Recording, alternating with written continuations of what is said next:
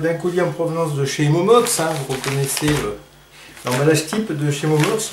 3 CD normalement, et parmi des CD qui étaient avant plus de 5 €, et qui étaient là à moins de 5 €. Donc on va voir pourquoi, s'il y a une raison. Allez, on va bien voir sur quoi on tombe. Ah, premier, c'est un digipack qui est un petit peu sale. Arashita, Medina, je ne l'avais pas. Ouais, il faut essayer de nettoyer un peu là, à moins que ça soit, non, c'est un peu sale. Arashita, Medina, un très bon album. Dessus on a quoi? Je connais mal, c'est de ne pas arracher. Bara Bara, qui est génial.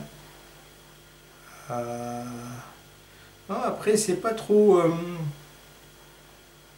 connu. Ce qui est surtout connu, c'est Bara Bara, que j'ai en maxi vinyle, et qui était la BO de La Chute du Faucon. La Chute du Faucon noir. Ouais, c'est sale, mais c'est sale. Oh là là là là là. Alors, on a quoi? On a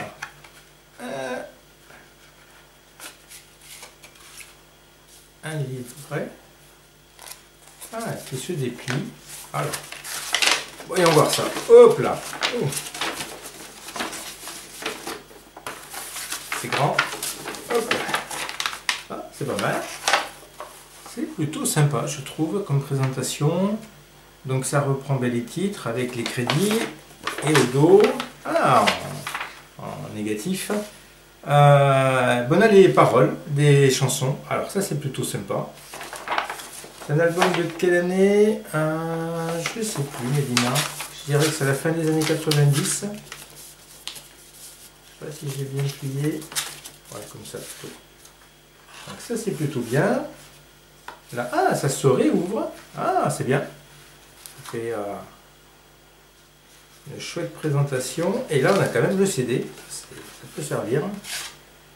Qui, ma foi, a une rayure. Ouais, j'espère que c'est que superficiel. Rachita, Medina.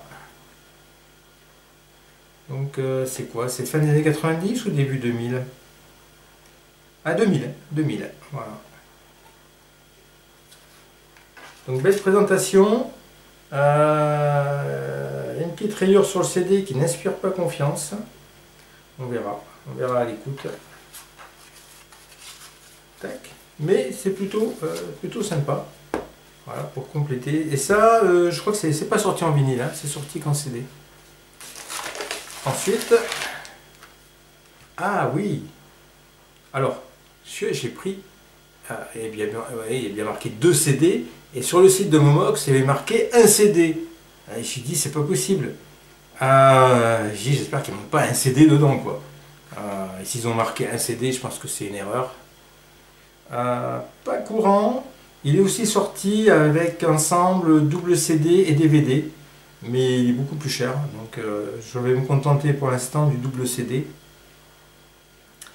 C'est sorti en 2013, donc encore avec un concert de TFN. Il y a beaucoup de concerts de TFN qui sont sortis en vinyle ou en CD.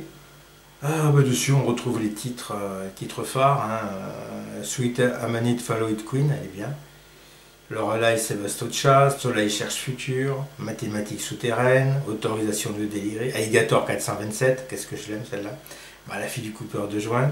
Après, il y a des titres un peu moins connus. Lobotomie Sporting Club, ça ne me parle pas du tout. L'étranger dans la glace, voilà. Garbo XW Machine, pareil. Voilà, ça, c'est des titres moins connus, sûrement de l'époque là. Alors, on a. Surprise, est-ce qu'il y a un deuxième CD derrière? C'est là où il n'y est pas. S'il va y être. C'est pas possible. Autrement. Un petit livret par contre. Avec des belles photos noir et blanc. Annihilation. Qu'en est-il de ces heures troubles et désabusées où les dieux impuissants fixent l'humanité?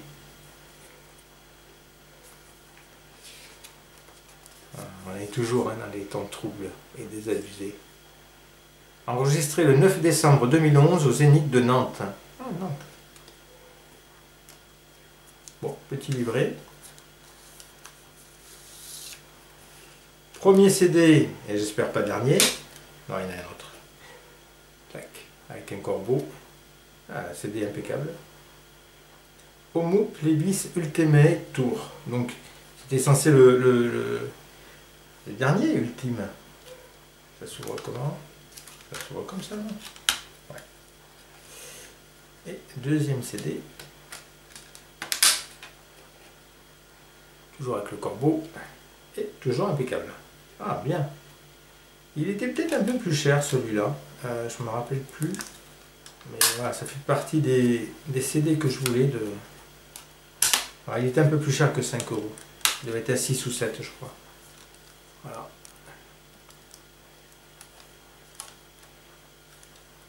C'est toujours port compris. Hein. Alors pour trouver 6 ou 7 € un CD que vous voulez, un double CD là, à 6 ou 7 € port compris, c'est très compliqué. Hein. Bon, très bien. Et le dernier. Il n'y a jamais de cadeau, ouais, ils ne me mettent jamais une pub, un truc supplémentaire. Encore un Rashita que je n'avais pas.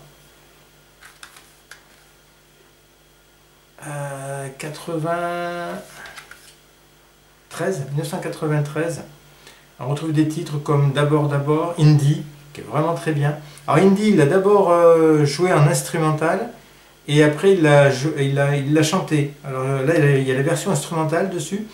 Est-ce qu'il y a la version chantée? Peut-être pas, elle apparaît plus tard.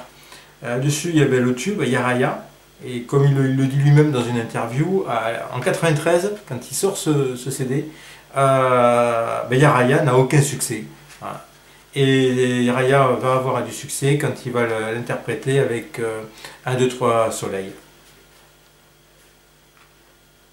Faudel et je ne sais plus comment s'appelait le troisième. Faudel et je ne sais plus. Voilà, qui est très bien, qui a eu beaucoup de succès, qui a été remixé pour les clubs londoniens notamment. Il a eu beaucoup de succès en Angleterre avec ce titre. Il y a beaucoup de titres où il y a des mots en double avec Rashita. Là, il y a d'abord. Voilà. Sur ce disque-là, il y avait... qu'est-ce que j'ai vu? Aïe, voilà. Il y a souvent des morceaux, des titres qui reviennent. Bara, voilà. Des titres, des mots doublés. Tac, c'est le bon CD. Le boîtier, il est cassé. Le CD, il est sale, mais apparemment sans rayures. Voilà, le truc, il est même déboîté. Là. Ça se demandait. Ah, il rentre même pas dedans. Je sais pas pourquoi. Il y a un truc qui empêche. Ah, il y a peut-être un petit picot qui empêche. Ça m'intrigue ça. Il est cassé. Ils ont voulu le remettre. Voilà, il est remis. Curieux. Hop. Et le livret. C'est plutôt joli parce que Rashita est en brillant. Voilà, on le voit un petit peu. Les paroles des chansons.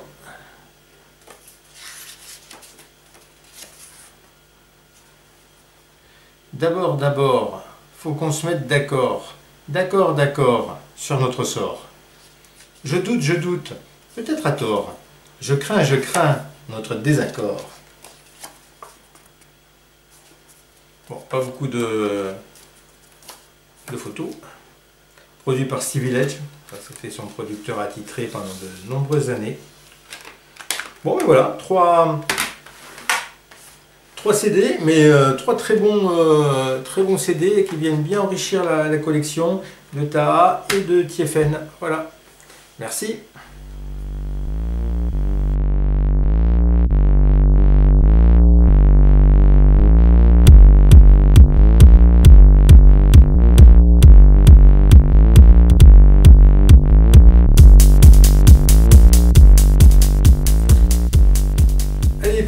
Pour le bonus, un livre écrit à 4 mains, Rashita avec Dominique Lacou, Rock la Casbah, c'était sorti en quelle année? Ben, c'est pas marqué. On va le voir sur le début. 2008, voilà. 2008 chez Flammarion.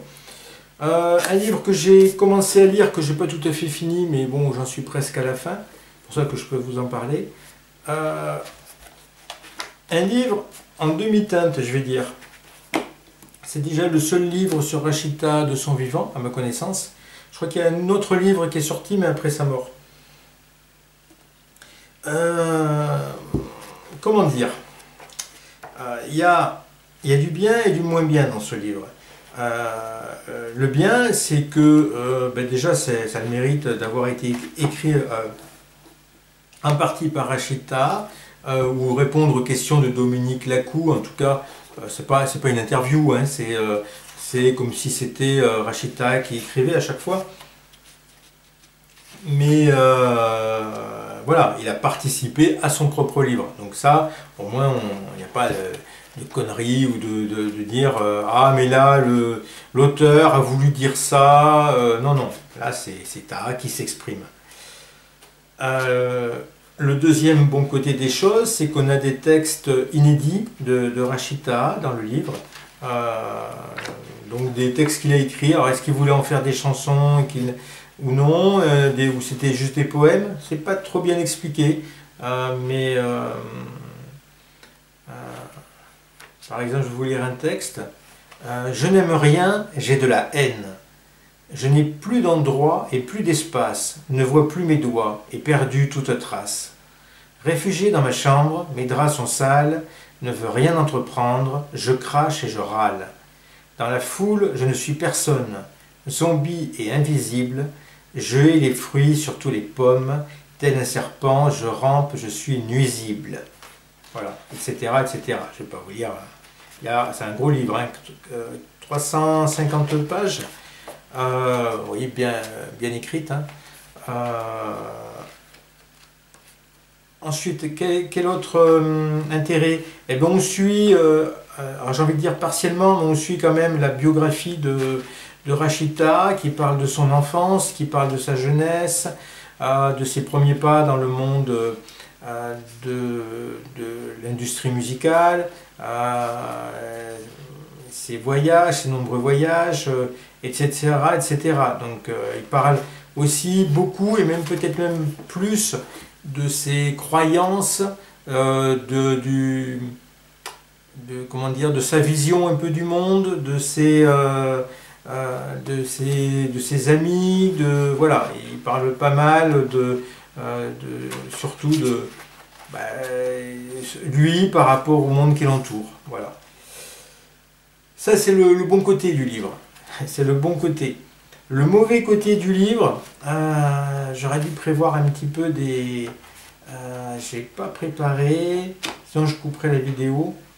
Le mauvais côté du livre, c'est qu'il y a parfois des contresens. Il dit une chose et puis il écrit le contraire quelques pages plus loin. Donc je pense qu'il y a un mauvais report de la part de Dominique Lacou des paroles de Rachita. Bon, alors c'est pas souvent, mais ça arrive. Il y a quelques fautes d'orthographe ou des mots manquants ou des mots... Je pense que Dominique Lacou a dû enregistrer Rachita et ensuite retranscrit par écrit ce que lui disait oralement Rachita. Et du coup, il y a parfois des mots qui ne sont pas les bons. Et phonétiquement, en fait, c'est un autre mot.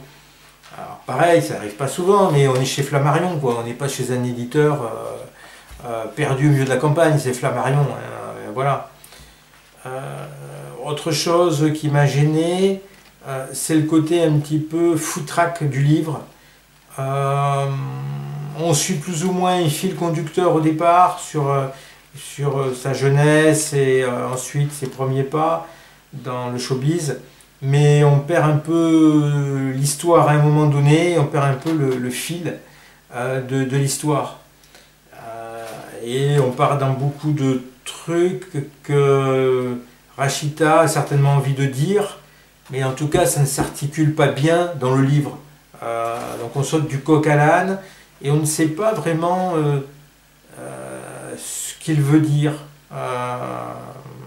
Par exemple, il y a beaucoup de listes, de mots un peu à la Prévert, des énumérations, où il dit, par exemple, je vous lis une phrase: je ne veux rien dire non plus sur Corinne Dacla, Yves Bigot, Gilles Millet, Berroyer, Francis Dordor, Martin Messonnier, Amina, Catherine Lara, les Gypsy Kings, Thomas Sisley, Palmade, Bigard, Juliette Gréco, Demis Roussos, Mike Taylor, sur 3 points de suspension. Donc là, il y a une longue phrase où il dit qu'il ne veut rien dire sur eux. Ah ben voilà, bon, ben, alors je ne sais pas si c'est des gens qu'il a eu l'occasion de rencontrer, certainement, et alors on ne sait pas si c'est parce qu'il les a pas appréciés ou que, au contraire, si, et que c'est des amis, enfin je sais pas.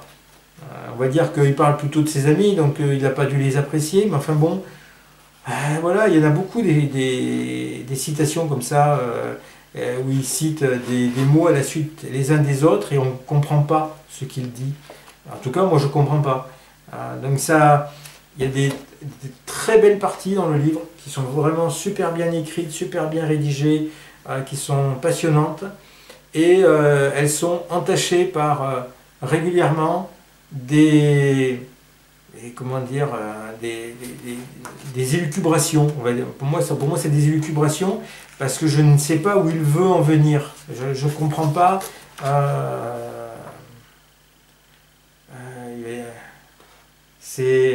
Alors pareil, il dit aussi bien Kraftwerk. Alors, il y a une faute à Kraftwerk. Voilà, une faute d'orthographe à Kraftwerk. Donc ça m'agace. Aussi bien Kraftwerk qu'Um Kalsum, Vince Taylor que Michel Thor, Marvin Gaye qu'Adamo, les Sex Pistols et Bobby Lapointe ont s'y bousculé, mais pas de reggae. C'était mon choix. Je trouvais que le reggae dissimulait une idéologie intégriste. Alors, c'est bien joli, mais où est l'idéologie intégriste dans le reggae? Donc ça, c'était quand il était, apparemment, il était DJ à un moment donné dans une boîte de nuit. Et donc il passait pas de reggae, il passait d'autres musiques, donc il a cité, et il nous dit qu'il y a une idéologie intégriste derrière le reggae. Bah, je suis un peu surpris. Je me demande vraiment si c'est une bonne traduction, qu'il a vraiment dit que le reggae a dissimulé une idéologie intégriste. J'ai du mal à le croire. J'écoute quand même pas mal de reggae, moi. Et honnêtement, je me dis, en 30 ans, je m'en suis même pas aperçu. Et autant il peut y avoir des textes de rap où effectivement qui sont très haineux, autant le reggae, normalement, c'est plutôt paix, amour, aime ton prochain. Enfin, je me demande s'il a vraiment dit ça, Rachita. Ça ne correspond pas au personnage. Voilà, donc il y a comme ça des passages qui nuisent aux passages qui sont, eux, par contre, excellents. Hein. Il y a des passages où vraiment il parle ou même des textes qu'il a écrits, qui sont vraiment excellents. Et puis, ou des anecdotes. Alors, il y a des anecdotes, pareil, qui sont vraiment intéressantes. Et puis d'autres, par contre, on ne les comprend pas. On ne sait pas où il veut en venir dans ces anecdotes. Et elles ne relèvent pas le propos, quoi. Elles ne s'intègrent pas dans le reste du livre. C'est un peu... vous voyez, il y a beaucoup d'étoiles, de petites étoiles comme ça. Je ne sais pas si on peut le voir là. Voilà. Et c'est vrai que c'est des paragraphes et un peu... Alors ça serait un livre de 150 pages. Je pense que ça passerait mieux. Mais sur un livre de 350 pages, c'est bordélique, hein. C'est bordélique. Hein. Voilà. Donc voilà ce que je voulais vous dire sur le livre de Rachita. Moi je vous conseille quand même de le lire, de l'acheter, de vous faire votre propre idée. Parce que c'est quand même un livre écrit en collaboration avec Rachita. Donc du temps de son vivant, il n'y en aura pas d'autres, malheureusement, mais il est décédé. Donc c'est le livre à avoir par rapport à la carrière, à la biographie de Rachita. Ce sont ses propos, selon moi pas toujours bien retranscrits, mais ce sont ses propos. Et ça a le mérite d'exister. Hein. Voilà, hein, c'est mieux que pas de livre du tout. Voilà. Et bien je vous dis à une prochaine.